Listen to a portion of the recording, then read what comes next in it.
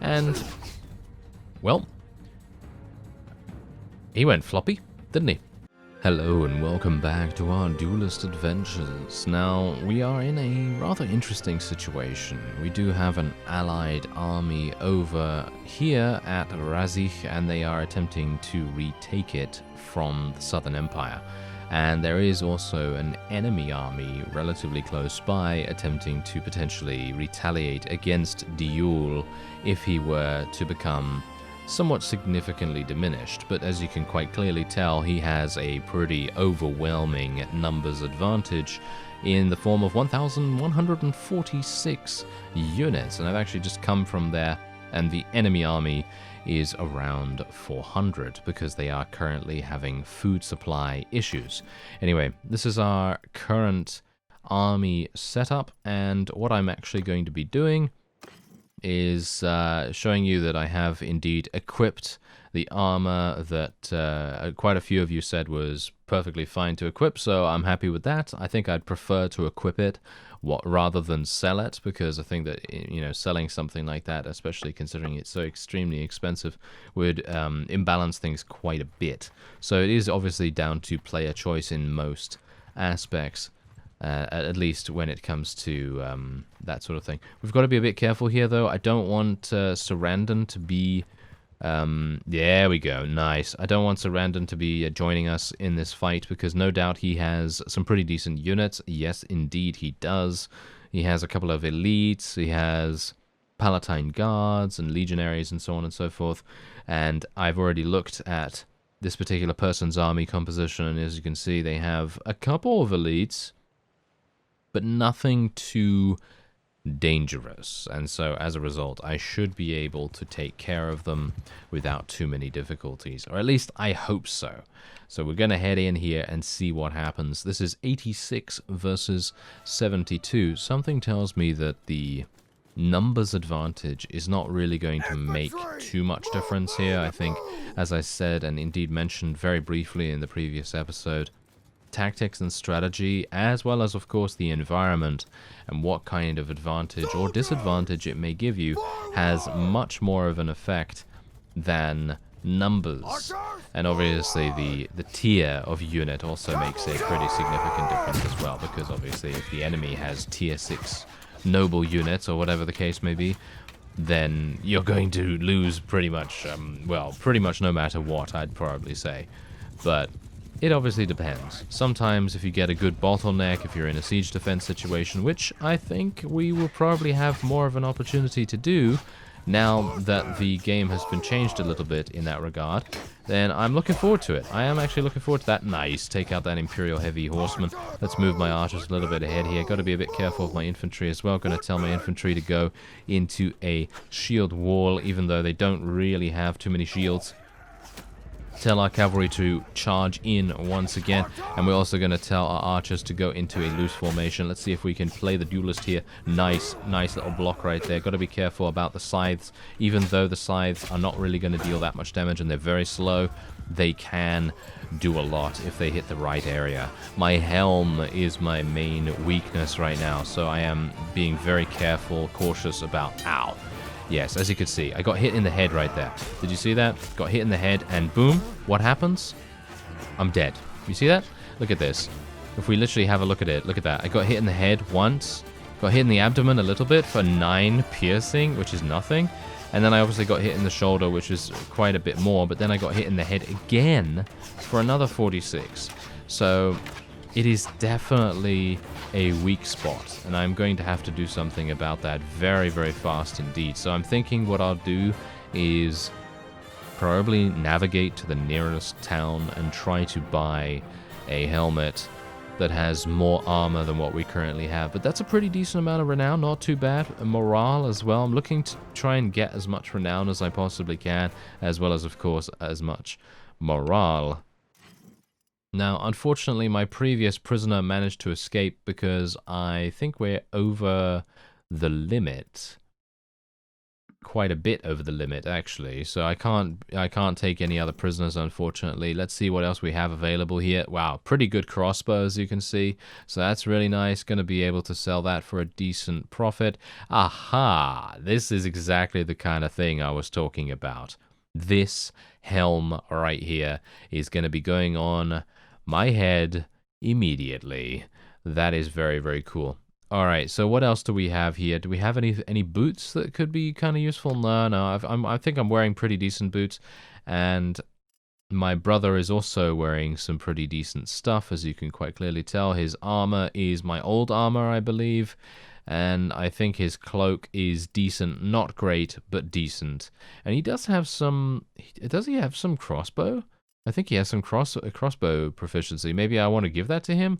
Let me actually just loot all of this just to make sure that I don't forget about it. And let's just take a quick look at his skills. Yeah, he has 80 in crossbows, but he's much better at using bows. So I will be on the lookout for that. And we'll see how that pans out. But anyway, we now have 79 in scouting. My scouting skill has been increasing at a pretty exponential rate. And what is this? If your party has more than 75% infantry, you receive 50% less speed penalty in forests. Well, if I was Botanian, I would be taking that just for pure theming reasons. And then we have the Desert-Born, which is a flat 5% movement speed bonus in deserts and dunes. Well, think you know which one I'm going for. Yes, 5% movement speed in deserts and so on. That sounds like a good plan to me. I would love to be able to go for some more leadership, but I am, for some reason, taking a very long time in leveling it up. I think I probably need to do more battles and do more things that provide leadership to us. In the past, I've had a very easy time of leveling up leadership, and I might need to get more influence. I only have 6 influence, and as you can no doubt tell, every single day I am losing 2 influence as a result of the mercenary contract. So it is highly unlikely I will be able to lead any armies whatsoever, which is actually kind of disappointing to me. Oh wow, this Azurai town was also taken. Okay, apparently the Azurai have been completely outmatched by the Southern Empire.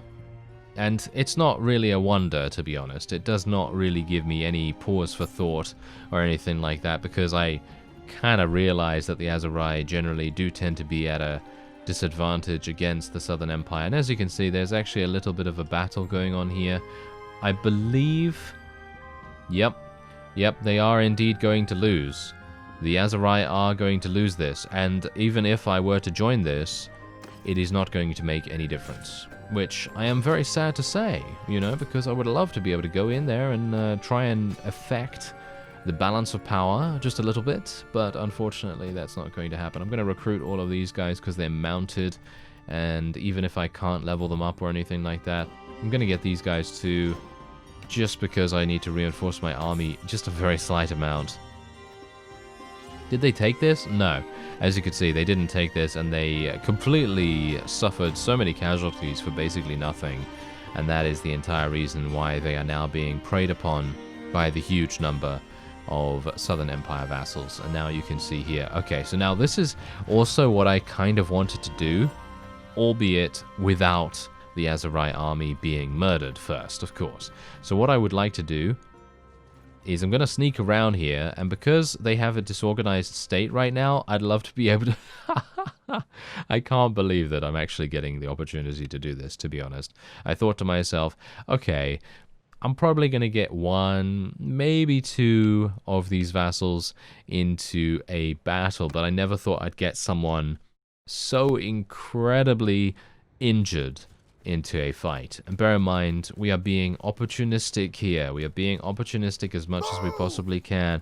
And we are giving, technically, we're kind of a bit weird in our playing style at the moment, because on the one hand, I'm not going to execute people, and on the other, I'm preying upon them when they are at their most vulnerable. So it is a little bit of a, shall we say it, I don't know, 2 sides of the same coin, pretty much. So we're just kind of Yeah, it's a bit difficult to describe it, but I guess we're just being a little bit smart about things, because obviously if I were to, you know, start executing people, then that wouldn't be that riveting gameplay that, you know, we want to actually have in this playthrough, because obviously in the past I have done a number of executions, and let's just say that it's not really going to provide a very stimulating experience for anyone, because executing in general is very easy, and it is probably the easiest way to win the game in not so many words, because basically all you have to do is take people prisoner, and you have 100% chance to capture people after battle, which in my opinion is definitely something I support. Because in Warband, that was actually a bit different. In Warband, you didn't have a 100% chance to capture enemy vassals. You had to either spec, dependent on if you were playing a mod, of course, you had to spec into prisoner management. That would improve your chances of taking them prisoner. But in Bannerlord, this is completely different. And this is also the reason why I wanted to do these kinds of battles, because I will now have the opportunity to go and peruse to my leisure and to take these guys, for example. Look at that. This guy is absolutely insane. His stat line is crazy. This guy is a slinger, right? He uses thrown weapons, and look at his thrown weapon proficiency. It's 260. Absolutely insane, once again. And the same thing with pretty much every other unit that we have available here that is tier 5 and above. And I will be taking tier 5 and above units as much as I possibly can. And any other leftovers that I want to, then of course we will be taking them too.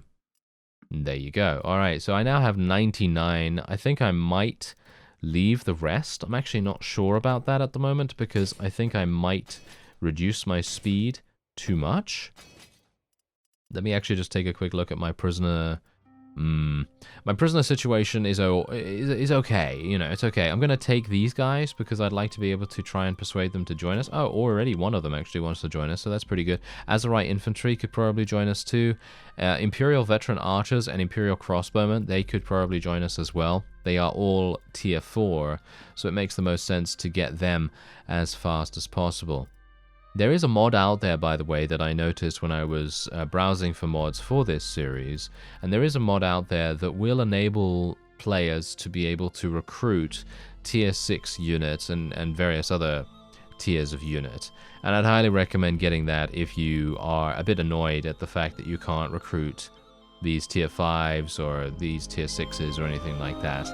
And obviously that might imbalance things a little bit, but it is realistic. Just think about it, you know, because the rank of the unit doesn't really determine how loyal that particular person's going to be, right? It doesn't really make any difference in that aspect. But anyway, I am going to be giving this guy this bow.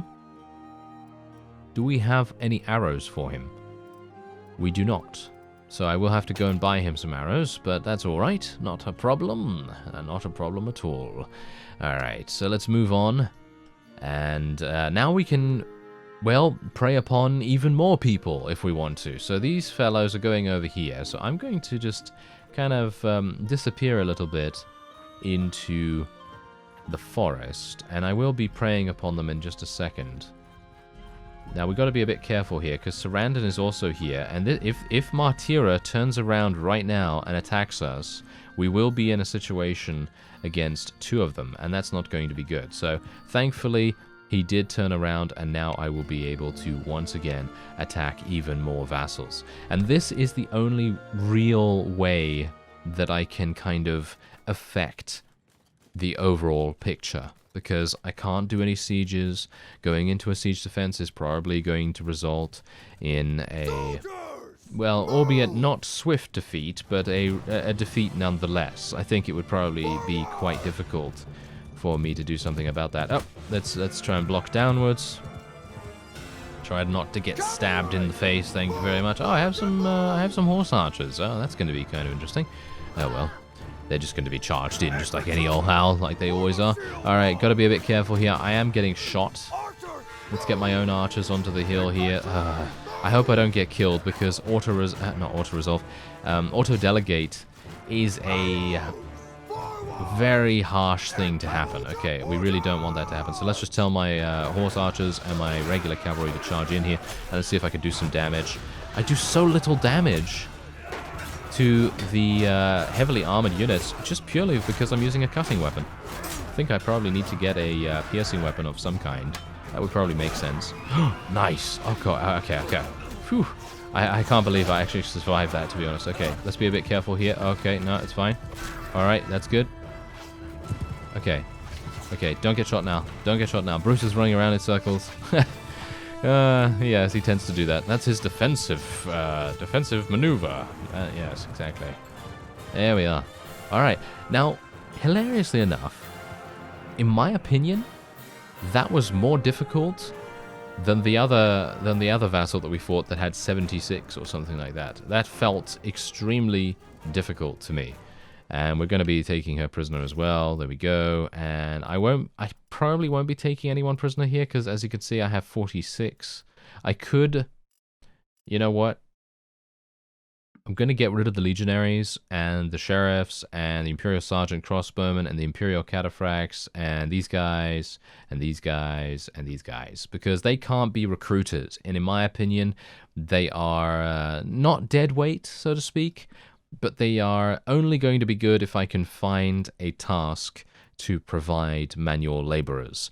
And even if I do find that task, then tier 4 units are going to be, in my opinion at least, relatively fine to do that job. So not really that big a deal, but it is going to free us up to be able to do extra stuff, you know, so we can recruit them as well as potentially keep them back for the manual laborer task. So hopefully that will work out. Ooh, now this bow is actually much better than what he is using beforehand. There we go. That is an absolutely fantastic bow. So hopefully maybe there's a couple of arrows here. There's another helm.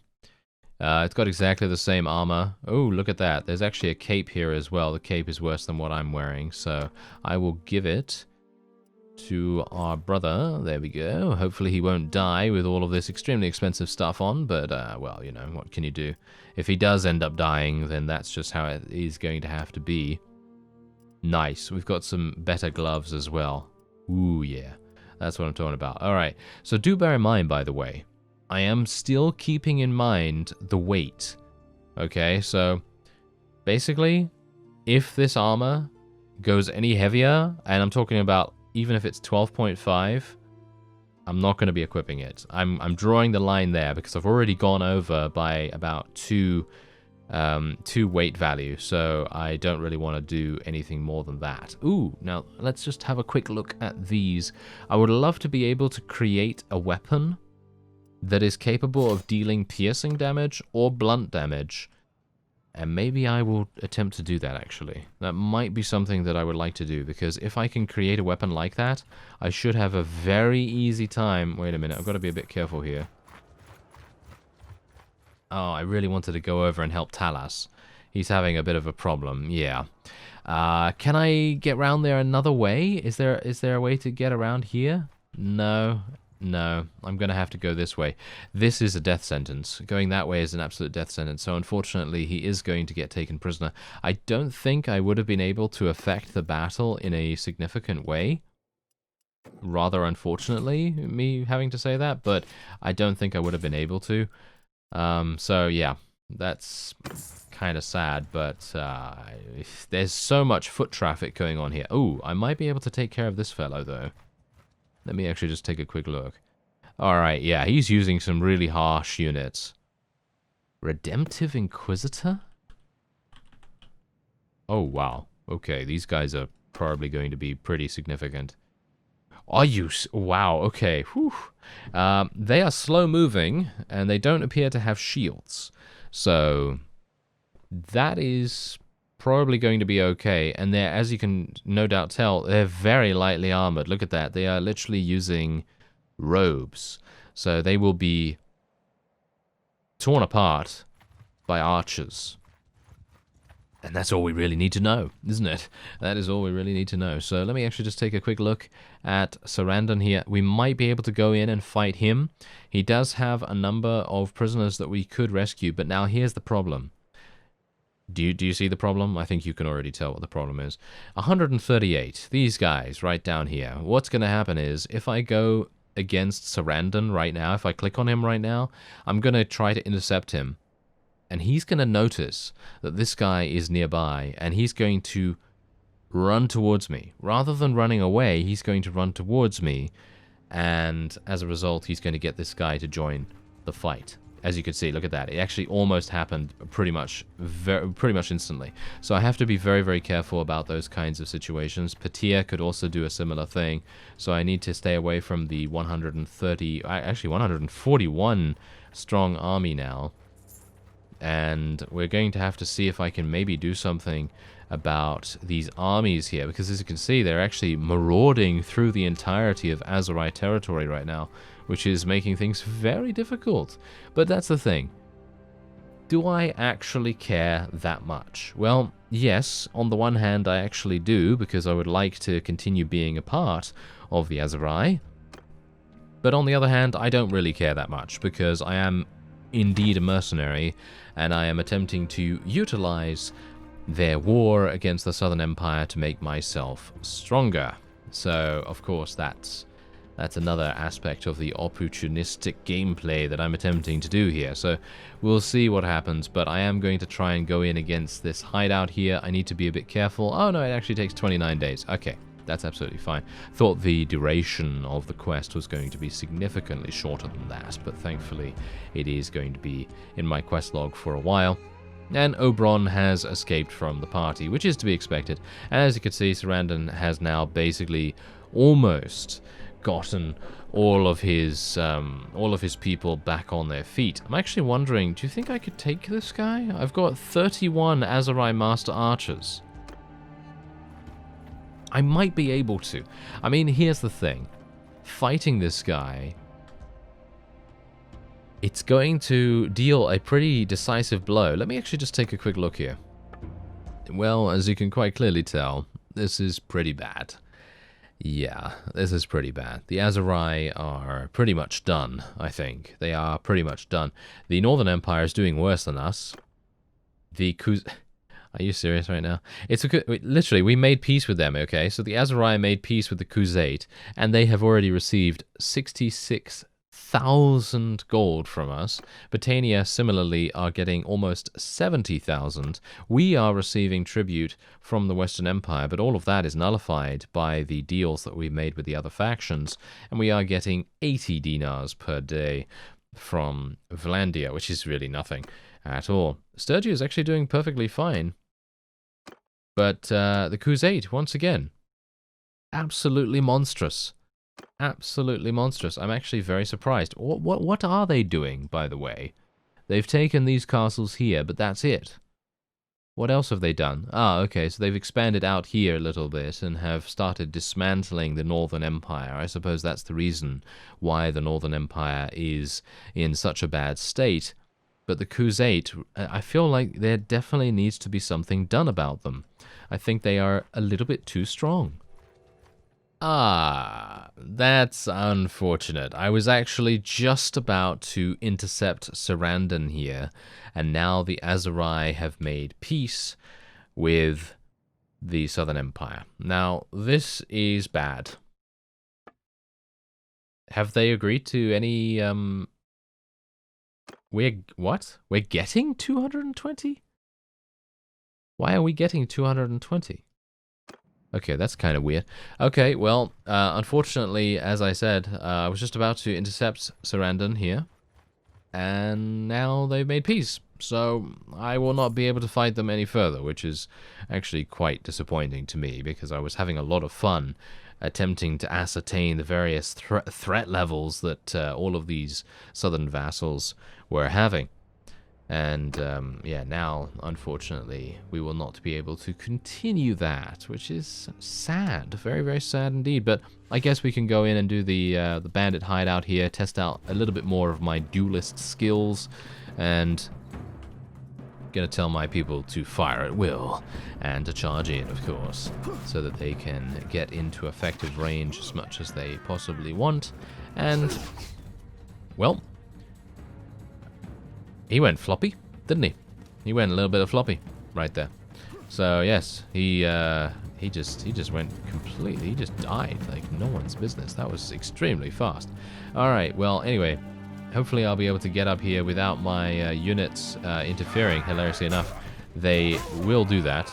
I mean, obviously. I mean, they're supposed to. But I would like to get a little bit more, shall we say, practice in one-on-one situations where it's not a tournament, because in a tournament everyone is expecting, you know, that kind of thing to happen. You're expecting a combat situation, but in these kinds of situations where the enemy is not really sure whether you're coming and you're not sure whether there's another opponent in the area that could potentially sneak up on you, that's the kind of thing that I'm wanting to try to get a little bit better at. Just a little bit of situational awareness, I suppose, is what I'm talking about.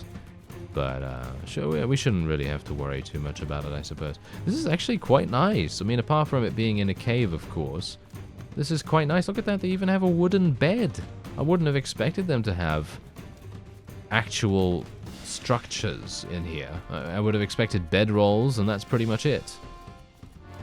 But these bandits are living rather lavishly, considering, you know, they are bandits after all. But I suppose maybe if they have raided the nearby, well, nearby affluent villages and maybe even some of the towns, then they would probably have gained quite a bit as a result of that. And of course there are gangs and gang leaders in every single town center as well, so they may have a couple of contacts there too. Anyway, let's see if we can do a little bit of a duel here. As I've said, no matter whether I win or lose, I will be doing one-on-ones all the time. From now on, I feel like my one-handed weapon proficiency is enough to be able to have a chance at winning, so let's do this. Well, that was easy enough. Okay. I wasn't particularly stressed out about that particular one, but yes, I have been in the past, that is for sure. Anyway, there you go. Nice, easy victory for us. 1.8 renown. Actually, 1.8 morale and 2.5 renown. Not too bad. We'll take some of these guys. The Nomad Bandits don't actually level up, so I won't be taking those. And nothing else to really report here. All right. So 2,000 gold, pretty good. I've got to say, pretty good. I'm very happy with the 2,000 gold. I'm actually kind of surprised that it is so incredibly rewarding, because that was quite easy. But of course, I do have Master Archers behind me, so that does make a pretty significant difference. I am still kind of surprised as well that the Aserai decided to make peace. I know that they did have a lot of their vassals taken prisoner and all that stuff, and I suppose that might very well have contributed to the overall feeling that they should have made peace. But frankly, I feel like they should have waited just a little bit longer. Just a little bit longer, because I would have been able to eliminate many more of the enemy's vassals and maybe even freed some of our own forces, which would have definitely made an overall better difference. But you know, the AI is the AI, and I don't really know what they're thinking, and they don't really know what I'm thinking, because, of course, they are just AI. But anyway, I'm going to buy some hardwood right here, because I would like to go into the smithy. Now, here's the thing. I said earlier that I wanted to make something with either piercing damage or with blunt damage. And you know what that is, all right? You know what that is. That is a mace.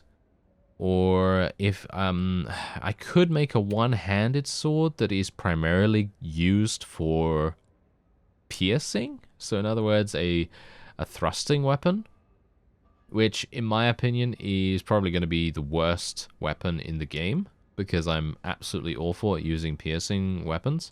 And generally, most of the time, swords are not going to have a very good piercing damage factor in comparison to cutting.